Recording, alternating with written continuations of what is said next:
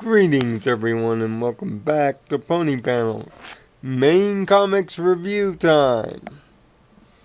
Short version. Ponies of Dark Water shows a dark version of our favorite heroines to somewhat mixed results. The plot resolution is nice, quick, and understandable. And highlights a couple of characters but leaves the other characters in the dust. Worth the read, but slightly above average. Now, long version. Ponies of Dark Water, making reference to an old Hanna-Barbera cartoon from the late 80s, early 90s, known as the Pirates of Dark Water, is a 3-comic arc. In this 3-comic arc, our favorite Harmony 6 becomes evil people. And puts Ponyville and by extension the Everfree Force through lots of heck.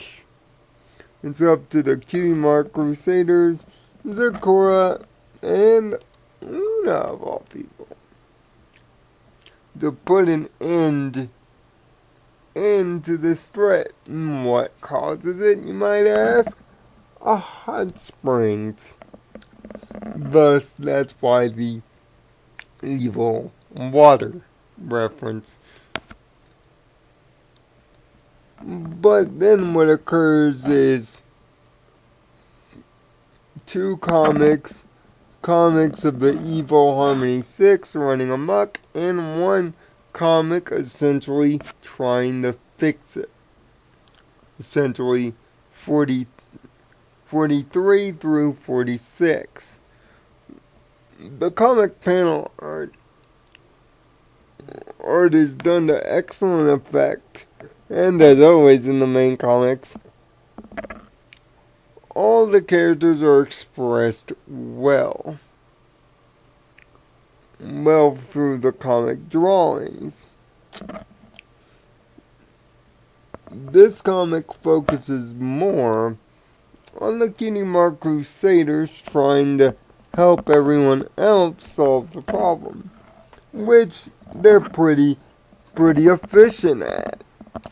Doing their usual Crusader-style banter, lying around jokes, and being quick and witty. As always.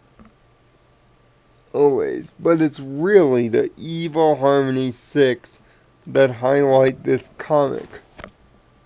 Fluttershy and her army of animals taking over the Everfree Forest and ruling it over. Rarity trying to have a fashionable and really evil power play. Rainbow Dash, Sonic rain booming everything. Applejack just being an out-and-out selfish jerk. In other words, not really anything evil, just slightly mean.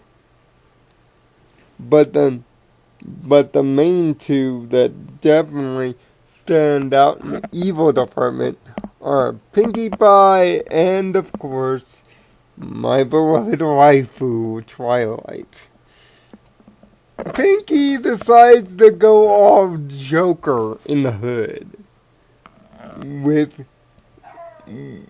mean-inducing toxins and pulling rather evil practical jokes, and even pulling out some of the Joker's classic lines and pranks along the way. It's kind of creepy because when you think of the real Pinkie Pie, it's completely possible which makes it even more demented. To that same effect, Twilight decides to take all the intelligence in the town away from everyone and becomes super darn smart as a result. She's the most evil of evil here, much like she is the good of goods. Goods usually, her being the evil of evils is a scary, scary thought. Mainly because she falls prey to her own ego and want for self-acknowledgement and self-respect. Which, honestly, in a matter of outside of the review opinion, Twilight should be asking honestly more of, with less aggression, of course.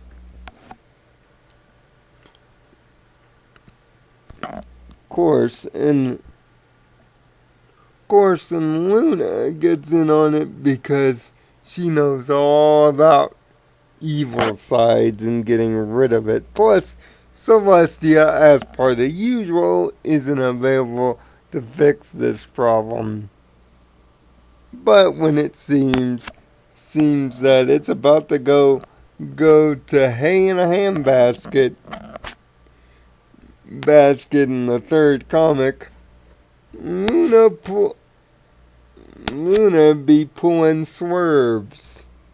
Sure, she gets by an overly self-absorbed rarity, and thanks to the help of the CMC, gets over everybody else.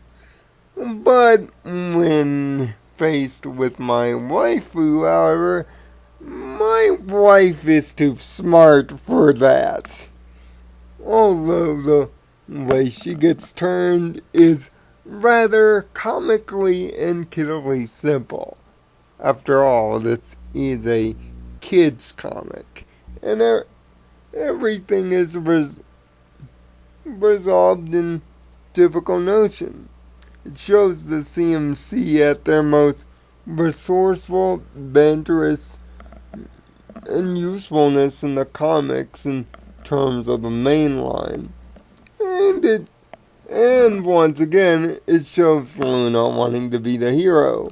But the main spotlight lighted again on the betrayals of the Evil Six. While Rainbow Dash and Applejack fall flat, the other three are practically show stealers and continue to make you turn the page.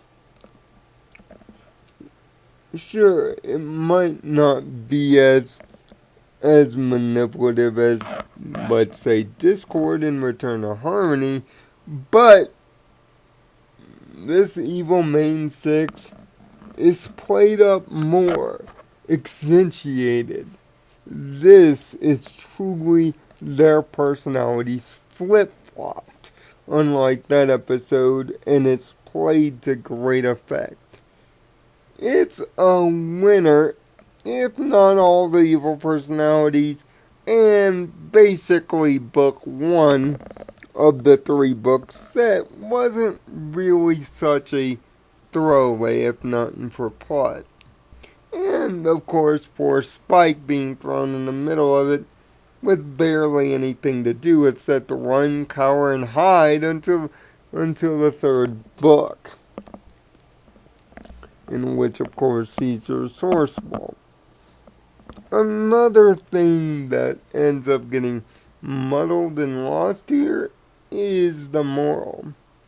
It's not really the focus of the book, unlike others, mainly because it's an action / suspense adventure arc, but even for pony books, for the moral to be almost an afterthought is a sad, disturbing negative in this book, But with all what's going on and the great artwork, you'll certainly want to finish the read. It's not the best of the main comics, but it does enough to get it done. A 4 out of 6. Until next time for Pony Panels, I'm Nirvana Sparkle. Find peace in your own Nirvana, and thanks for watching.